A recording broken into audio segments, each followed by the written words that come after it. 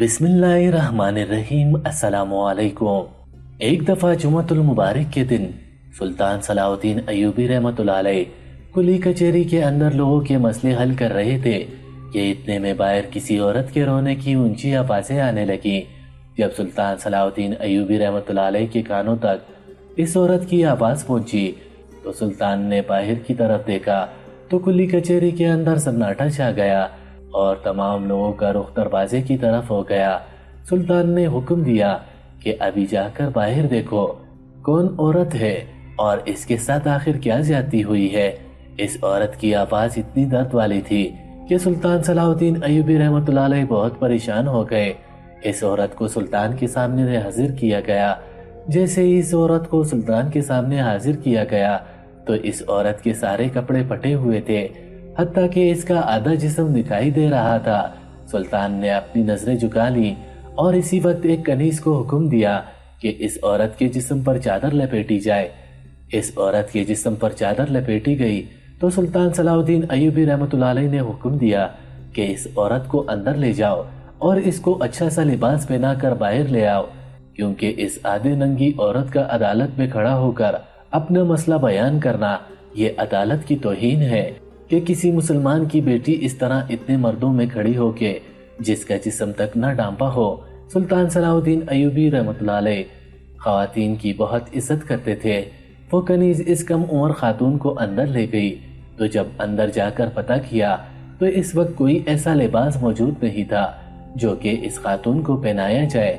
जब ये सारा माजरा सुल्तान सलाहुद्दीन अय्यूबी रहमतुल्लाह अलैह की बीवी असवतुद्दीन खातून को पता चला तो इन्होंने अपना एक इंतहाई कीमती जोड़ा निकाल कर दिया और कहा कि इस लड़की को पहना दो। कनीज ने कहा, मलका ये बहुत कीमती लिबास है जो कि आपने बड़े शौक से बनवाया है। अगर ये जोड़ा आप इसे पहना देंगी तो आप अपने बेटे की शादी में क्या पहनेंगी? तो मलका ने कहा, कोई भी और जोड़ा पहन लूंगी, और वैसे भी ये सुल्तान का हुक्म है और मैं सुल्तान के हुक्म के लिए जान भी कुर्बान कर सकती हूँ। ये लिबास तो कुछ नहीं। इस औरत को कीमती लिबास पहना कर बाहर लाया गया। वो औरत जैसे ही सुल्तान के सामने हाजिर हुई तो इसने कहा, सुल्तान सलाहुद्दीन अय्यूबी, आपका खुदा आपको समंदर में मौजूद रेत के मानिंद तरक्की दे। आप मेरे बारे में जरा नहीं जानते हैं, ना ही आप ये जानते हैं कि मैं कितनी गुनाहगार हूँ। एक भिखारी औरत हूँ। आपने ये समझे बगैर मुझे इतना कीमती लिबास पहनाने का हुक्म दे दिया जिसे मैं सारी जिंदगी चाहकर भी नहीं पहन सकती थी। इस तरह का सर्फ किसी भी शख्स का मैंने जिंदगी में पहली बार देखा, और खासकर आपकी बीवी का भी बहुत बड़ा दिल है जिन्होंने अपना इंतहाई कीमती सूट मुझ गरीब के जिस्म पर निछावर कर दिया। सुल्तान ने कहा, हमारी नजर में ना ही कोई अमीर होता है और ना ही कोई गरीब। हम अल्लाह के बंदे हैं और तमाम इसी की इबादत करते हैं। ये सुनकर वो औरत चीखने चिल्लाने लगी। इसके दर्द से भरी आवाज सुनकर सुल्तान सलाहुद्दीन अय्यूबी रहमतुल्लाह अलैह ने कहा, ए खातून, बताओ तुम्हारे साथ क्या ज्यादती हुई? इसने कहा, सुल्तान मुआज़म, मेरे एक सवाल का जवाब मिल सकता है क्या? सोचकर बताएं। आप मेरे एक सवाल का जवाब दे सकते हैं। ये सुनकर सुल्तान सलाहुद्दीन अय्यूबी रहमतुल्लाह अलैह ने कहा, क्या हुआ खातून? इसने दर्द भरे लहजे में कहा, सुल्तान मुआज़म, मैं बहुत बड़ी गुनाहगार हूँ। मैं एक बदकार औरत और हत्ता के 5 आदमियों की कातिल भी हूँ। क्या मेरी बख्शिश हो सकती है? ये सुनकर सुल्तान खुद और दरबार में मौजूद तमाम लोग चौंक गए कि कत्ल और बदकार औरत सुल्तान के सामने आने की जुर्रत कैसे कर सकती है। सुल्तान ने इस औरत को कहा, ये तुम क्या कह रही हो? तो इस औरत ने कहा, सुल्तान मुआज़म, बेशक मैं बदकार तो जरूर थी लेकिन कातिल कभी नहीं थी, लेकिन अपनी जान बचाने की खातिर मुझे कत्ल करना पड़ा। ये सुनकर सुल्तान सलाहुद्दीन अय्यूबी रहमतुल्लाह अलैह ने कहा, तुम अपनी बात तफसील से बताओ। इसने कहा, सुल्तान मुआज़म, मेरी शादी एक मजदूर से हुई तो अल्लाह ताला ने हमें एक बेटा दिया। मेरा बेटा जब 2 साल का हुआ तो मेरा शौहर किसी हादसे में जख्मी हो गया और हत्ता के इतना जख्मी हुआ कि अब वो कमाने के काबिल नहीं बचा। लिहाजा जब मैंने अपने शौहर और अपने बच्चे को बुलकता देखा तो मुझसे रहा न गया और मैं भीख मांगने के लिए बाहर निकल पड़ी। लेकिन मैं जिसके पास भीख मांगने के लिए जाती, भीख देने के मुतालबे में वो मुझसे मेरे जिस्म का तकाजा करते। مجھے اللہ تعالیٰ نے بے انتہا حسن سے نوازا ہے، لہٰذا چند دن ڈوب سینے کے بعد مجھے پتہ چل گیا کہ اگر اس دنیا میں زندہ رہنا ہے تو اپنے جسم کو بیچنا پڑے گا، اور اس کے بعد میں نے اپنے جسم کو بیچنا شروع کر دیا۔ کبھی میں کسی تاجر کے پاس اپنے جسم کو بیچتی، تو کبھی کسی قاضی کے پاس، تو کبھی کسی زمیندار کے پاس، حتیٰ کہ مجھے جو شخص بھی دینار دینے کی حیثیت رکھتا میں اس کے ساتھ رات گزارتی۔ سلطان معظم، ایک دن مجھے ایک وڈیرے کی طرف سے پیغام ملا۔ اس نے مجھے اپنے ڈیرے پر بلایا اور کہا کہ فلاں ڈیرے پر آ جاؤ، تمہیں میرے ساتھ ایک رات گزارنے کے بدلے میں 1000 دینار اور 100 سونے کے سکے دیے جائیں گے، لہٰذا تم ایک رات کے لیے میرے ساتھ 100 سونے کے سکوں کے لیے تیار ہو جاؤ۔ میں اس کے ڈیرے پر پہنچ گئی۔ میں بہت خوش تھی کہ ایک رات کے 100 سونے کے سکے اور 1000 دینار مل جائیں گے۔ یہ میری ساری زندگی کی کمائی سے بہت زیادہ تھے، لیکن جب میں اس کے ڈیرے پر پہنچی کہ بے شک میں کئی لوگوں کے ساتھ سو چکی ہوں، لہٰذا میں ایک رات کے 100 سونے کے سکے اور 1000 دینار لوں گی۔ یہ سن کر اس نے کہا تم ٹھیک کہہ رہی ہو۔ وہ وڈیرا مجھے ایک بڑی سی حویلی کے اندر لے گیا۔ اس حویلی کے اندر جب لے گیا، میں جیسے ہی اندر داخل ہوئی تو باقی اور 5 آدمی شراب میں دھت بیٹھے ہوئے تھے۔ میں نے وڈیرے سے کہا یہ کون ہیں؟ تو اس نے کہا یہ سب میرے دوست ہیں، ان کی میں نے دعوت کی ہے اور اسی لیے تو میں نے تمہیں بلایا ہے۔ اس ایک رات میں آپ نے ان تمام لوگوں کو اپنے جسم سے لطف اندوز کرنا ہے۔ میں نے اس وڈیرے کو کہا تمہارا اور میرا مطالبہ صرف ایک تمہارے ساتھ ہوا تھا، ان 5 آدمیوں کے سامنے میں اپنا جسم نہیں پھیلا سکتی۔ اس وڈیرے نے کہا 100 سکوں کی جگہ میں تجھے 500 سونے کے سکے دوں گا، تمہیں بس ان سب کو خوش کرنا پڑے گا۔ میں نے وڈیرے کی بات ماننے سے انکار کر دیا۔ میں نے اس کی بات کا انکار کیا تو مجھے پتہ چل گیا اب یا تو مجھے اپنے جسم ان کے حوالے کرنا پڑے گا یا پھر میری جان جائے گی۔ میں نے اسی وقت خنجر نکالا اور لڑتے لڑتے میں نے ان 5 آدمیوں کو جو کہ شراب کے نشے میں دھت تھے خنجر سے ان کے گلے کاٹ دیے۔ کسی کو خنجر سینے میں لگا تو کسی کے گردن میں، اور وہ سب کے سب مر گئے۔ ایک خنجر تھوڑا گہرا نہیں لگا اور وہاں سے بھاگتے ہوئے اس نے خنجر میرے سینے میں گھونپ دیا، لیکن میں خوش قسمت تھی کہ اس نے جس جگہ خنجر مارا اس جگہ میرا دل نہیں تھا، بلکہ میرا دل قدرت کے بنائی گئی نظام کی وجہ سے دائیں طرف تھا۔ اگر میرا دل بائیں طرف ہوتا تو شاید میں بھی موقع پر ہی مر جاتی، لہٰذا مجھے زخم تو ضرور ملا لیکن میری جان بچ گئی۔ میں باہر نکلی تو ایک بزرگ چراغا گزر رہا تھا۔ اس نے مجھے زخمی حالت میں دیکھا تو اس نے مجھے اپنے گدھے پر بٹھایا اور اپنے گھر لے گیا۔ اس نے میری دیکھ بھال کی اور میرے زخم کو داغا۔ اس نے میری بیٹیوں کی طرح خدمت کی اور چند دن گزرنے کے بعد میرے زخم میں بہت بہتری آئی۔ جاتے ہوئے اس چرواہے نے مجھے، جو کہ ایک بزرگ تھا، اس نے مجھے ایک چادر لپٹائی اور کہا میرے پاس کسی خاتون کے کپڑے نہیں، کیونکہ میں ایک اکیلا بوڑھا بزرگ اس جھونپڑی میں رہتا ہوں، لہٰذا تم اس چادر کو لپیٹ کر اپنے گھر چلی جاؤ۔ سلطان معظم، میں وہ چادر لپیٹ کر تھوڑا سا باہر نکلی تو دیکھا کہ ایک اور بھکاری سردی سے بیٹھا ٹھٹک رہا تھا۔ میں نے وہ چادر بھی اس کے حوالے کر دی، لیکن میرے دل میں ابھی تک وہ تڑپ تھی۔ میں دل میں سوچ رہی تھی کہ اے میرے مالک، اگر خنجر میرے سینے میں میرے دل میں لگ جاتا تو میں تو مر جاتی اور نہ ہی مجھے توبہ کرنے کا موقع ملتا، اور میرے پیچھے میرا بیٹا اور میرا شوہر بھوک سے مر جاتے۔ سلطان معظم، یہ خیالات مجھے پہلے ہی اپنی زندگی میں کبھی نہیں آئے تھے۔ نہ جانے کیوں اس واقعے کے بعد میرا دل بڑا بدل گیا تھا۔ میں دل ہی دل میں اللہ کا شکر ادا کر رہی تھی اور توبہ کر چکی تھی، لیکن میرے دل میں ایک سوال تھا کہ کیا اتنے بڑے گناہگار کو اللہ تعالیٰ معاف کیسے کر سکتا ہے؟ اور اسی سوال کے لیے میں یہاں سے گزری تو مجھے پتا چلا کہ سلطان صلاح الدین ایوبی مسلمانوں کے اس سلطنت کے سردار قلی کچہری کے اندر موجود ہے، اور میں دوڑتی ہوئی آپ کے پاس آ گئی۔ سلطان معظم، کیا آپ بتا سکتے ہیں مجھے معافی مل سکتی ہے؟ کیا میں ان گناہوں کی توبہ کر سکتی ہوں؟ یہ سن کر سلطان صلاح الدین ایوبی رحمۃ اللہ علیہ مسکرانے لگے۔ سلطان کی مسکراہٹ کو دیکھ کر دربار میں بیٹھے تمام لوگ حیران ہو گئے اور یہ عورت بھی بہت زیادہ پریشان ہو گئی کہ میں نے ایسی کیا بات کر دی کہ سلطان نے مسکرانا شروع کر دیا ہے۔ اچانک تمام لوگوں اور اس عورت کو مخاطب کر کے سلطان نے کہا، اے خاتون، میں تمہیں ایک چھوٹا سا واقعہ سناتا ہوں۔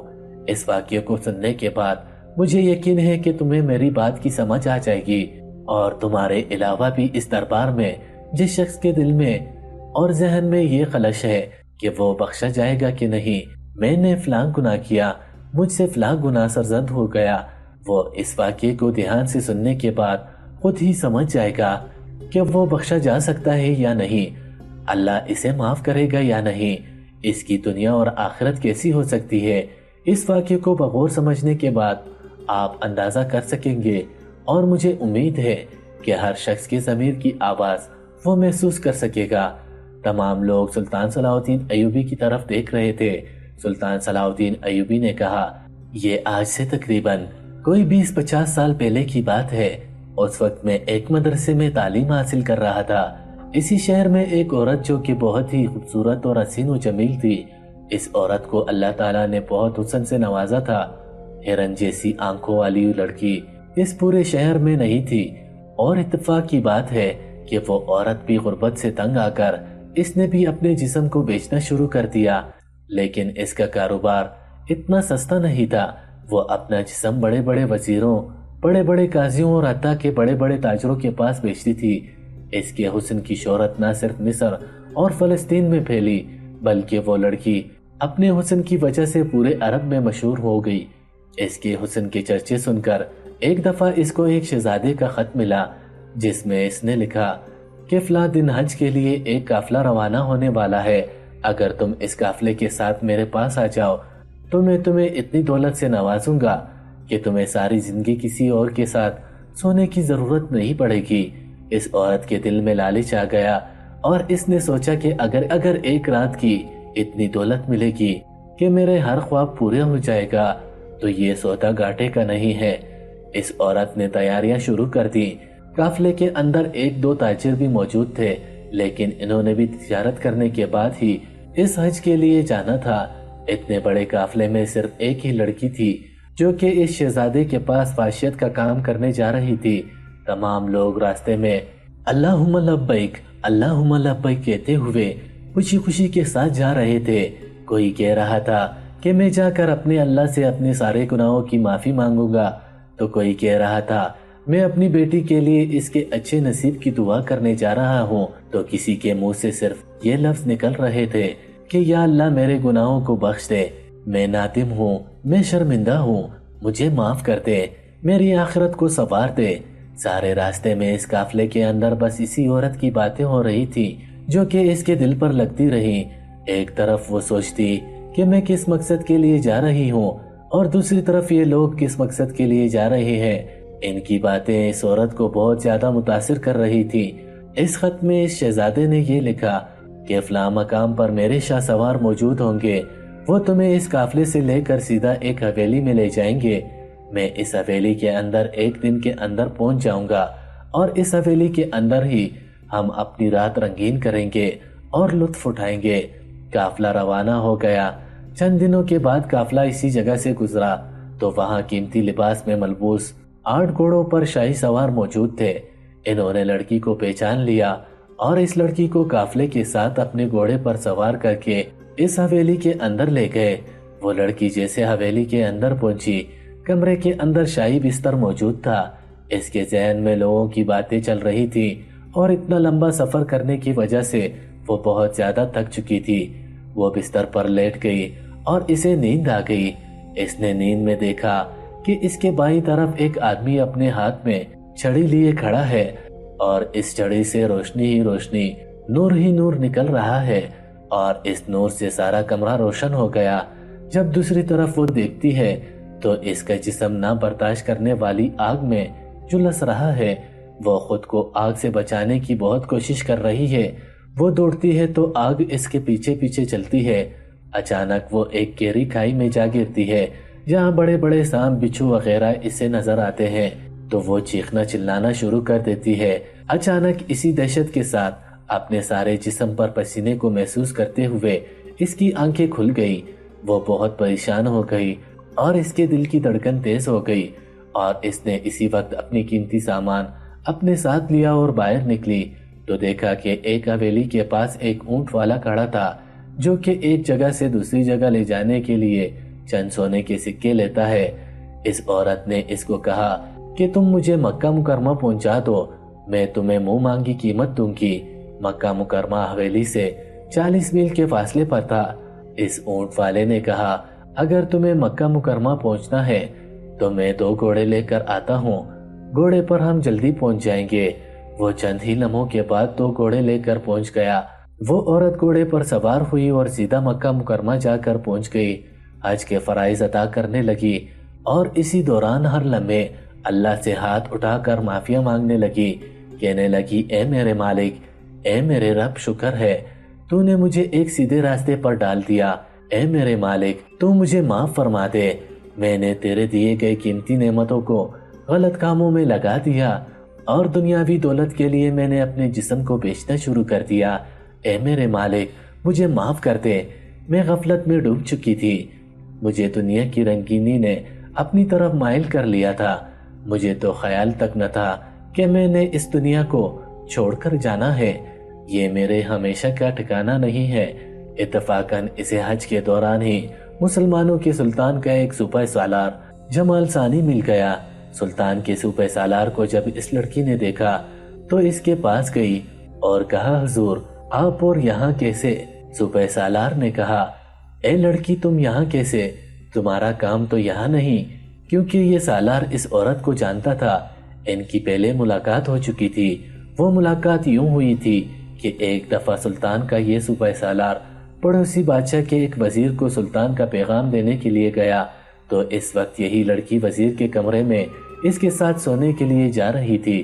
سلطان کے سپہ سالار نے اسے منع کیا تھا کہ تم یہ کام چھوڑ دو، ایک مسلمان ہو کر یہ غلط کام کر رہی ہو، یہ کسی بھی مسلمان عورت کو زیب نہیں دیتا، تم چند سونے کے سکوں کی خاطر یا دیناروں کی خاطر اپنا جسم بیچ رہی ہو، تم نہ صرف اپنے بلکہ مسلمان عورتوں کے لیے باعث شرمندگی کا باعث ہو۔ لیکن اس نے اس وقت سلطان کے سپہ سالار کو جھڑک کر وہاں سے چلی گئی، لہٰذا سپہ سالار اسے مکہ مکرمہ میں دیکھ کر حیران ہو گیا۔ اس لڑکی نے سپہ سالار کو بتایا کہ اللہ تعالیٰ نے مجھے توبہ کرنے کی توفیق عطا فرما دی، میری منزل تو غلط تھی لیکن میری منزل میرے راستہ، میرا دل تبدیل ہو گیا اور میں نے اللہ سے توبہ کر لی، اللہ سے تم بھی دعا مانگو کہ مجھے معاف کر دے۔ سپہ سالار نے کہا بے شک وہ بڑا غفور الرحیم ہے، وہ تمہیں ضرور معاف کر دے گا۔ جمال ثانی نے کہا کہ تمہیں معاف کرنے کے لیے یہی سب سے بڑی نشانی ہے کہ اللہ تعالیٰ نے تمہارے دل بدل دیا اور تمہیں اپنے گھر مہمان بنا کر بلایا، اور یہ ہر کسی کے نصیب میں نہیں ہوتا۔ یہ سنتے ہی یہ عورت زاروں قطار رونے لگی، کبھی یہ خدا کی شان کو دیکھتی اور کبھی اپنی زندگی میں کیے گئے کرتوتوں کو۔